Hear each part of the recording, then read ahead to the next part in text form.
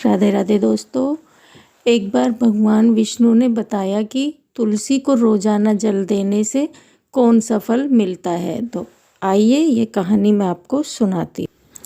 एक समय की बात है। माता लक्ष्मी ने भगवान विष्णु से पूछा, हे नाथ, आप तो तीनों लोकों के स्वामी हैं, आपकी तीनों लोकों में पूजा होती है, सभी आपकी कृपा पाने के लिए उत्सुक रहते हैं, फिर भी आप इस तुलसी के पौधे की पूजा क्यों करते हैं? इसे रोजाना जल क्यों चढ़ाते हैं? मैं इस तुलसी के पौधे को जल चढ़ाने का महत्व जानना चाहती हूँ। माता लक्ष्मी की बात सुनकर भगवान विष्णु ने कहा, हे देवी, तुलसी साक्षात लक्ष्मी का ही रूप है। तुलसी की रोजाना पूजा करने के कई फायदे हैं और तुलसी को जल चढ़ाने मात्र से ही मनुष्य के कई पाप नष्ट हो जाते हैं। तुलसी को जल देने का महत्व बताने से पहले मैं तुम्हें एक बहुत ही पवित्र कथा सुनाता हूँ। इस कथा के माध्यम से तुम्हें तुम्हारे इन प्रश्नों के उत्तर मिल जाएंगे। इसलिए देवी, आप इस कथा को बड़े ही ध्यान से सुनना। भगवान विष्णु ने कहा, हे देवी, जो भी मनुष्य सिर्फ इस कथा को ध्यान लगाकर पूरी सुन लेता है, उसे 100 वर्षों तक तुलसी को जल देने का फल प्राप्त होता है।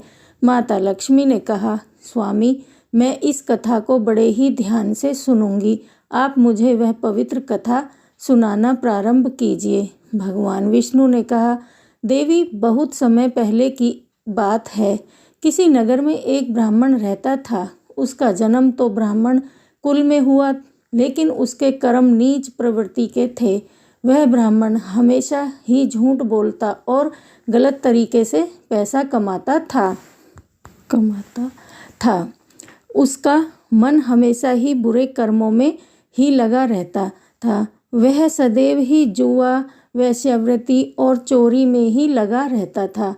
उसने अपने जीवन में कभी भी पुण्य के काम नहीं किए और वह शास्त्रों का अध्ययन नहीं किया।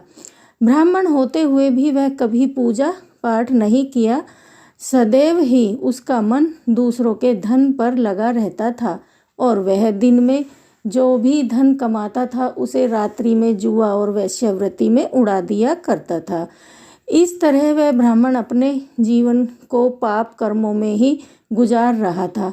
उसने अपने मुख से कभी भगवान का नाम भी नहीं लिया और ना ही कभी देवी देवताओं का पूजन किया। इस प्रकार से पाप करते हुए उसे कई वर्ष बीत गए।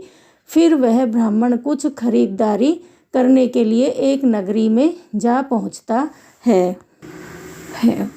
उस नगरी के पास में गंगा नदी बहती है और उस नदी में स्नान करने के लिए दूर दूर से लोग आया करते थे।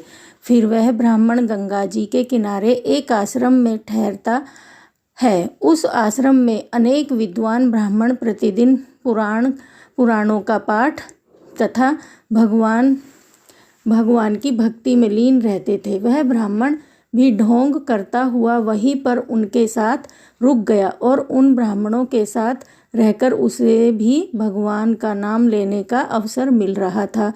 वह उसी स्थान पर कुछ दिनों के लिए रुका। फिर वहां पर आए हुए लोगों ने गायों का पूजन करके ब्राह्मणों को भोजन कराया, तो उस ब्राह्मण ने भी उनके साथ बैठकर भोजन किया और भगवान का प्रसाद ग्रहण किया।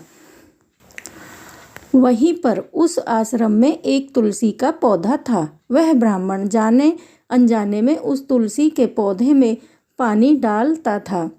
उसके मन में कोई विचार नहीं था कि वह क्या कर रहा है। वह प्रतिदिन सुबह उठकर बाल्टी में पानी लेकर तुलसी के पौधे में डालता था। यह उसका रोजाना का नियम बन गया।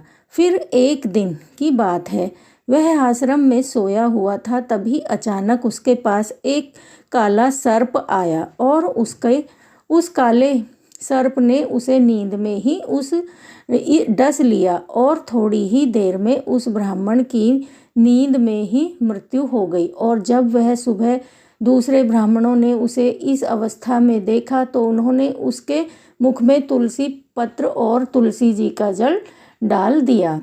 फिर उन ब्राह्मणों को पता चला कि उसकी तो मृत्यु हो चुकी है। तब वहाँ पर यमदूत आते हैं और उस ब्राह्मण को पकड़कर यमलोक ले जाने लगते हैं। रास्ते में जाते हुए वह ब्राह्मण विलाप करने लगा और यमदूतों से कहने लगता है, हे यमदूतों, मुझे कहाँ ले जा रहे हो और मेरी मृत्यु किस कारण से हुई है। तब यमदूत कहने लगे, हे ब्राह्मण, तुमने जन्म से लेकर मृत्यु तक बहुत पाप कर्म किए हैं और तुम्हारे पापों के कारण ही तुम्हें एक काले सर्प ने काटा और जिसकी वजह से ही तुम्हारी मृत्यु हुई है। और अब हम तुम्हें यमपुरी लेकर जा रहे हैं।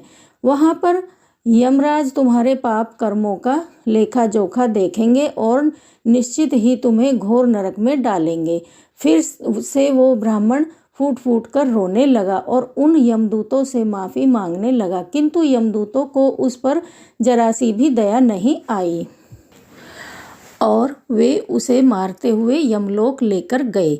जब यमदूत उस ब्राह्मण को लेकर यमराज के सामने उपस्थित हुए तो यमराज के पास बैठे हुए चित्रगुप्त ने उस ब्राह्मण के कर्मों का लेखा जोखा निकाला और यमराज से कहने लगे, हे धर्मराज, इस ब्राह्मण ने तो अपने पूरे जीवन भर पाप ही पाप किए हैं।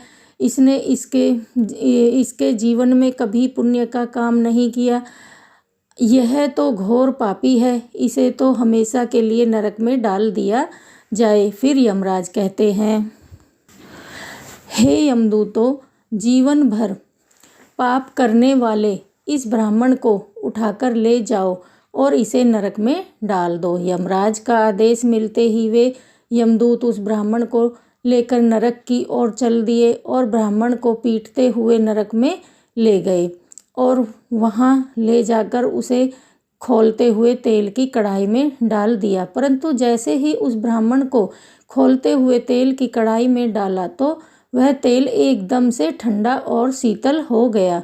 इस घटना को देखकर उस यमदूत को बड़ा ही आश्चर्य हुआ। ऐसा उसके साथ पहले कभी नहीं हुआ था। उस यमदूत ने कितने ही पापियों को उस तेल की कढ़ाई में डाला था और वे सभी उस खोलते हुए तेल में गिरकर छटपटाने लगते थे।